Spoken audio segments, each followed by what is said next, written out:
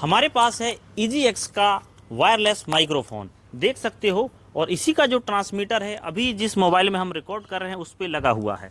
सो इस तरीके से ये डुअल चैनल है। अब हम इसका जो है माइक टेस्ट कर रहे हैं। सो फिलहाल इसकी आवाज़ कैसी आ रही है ये बताना।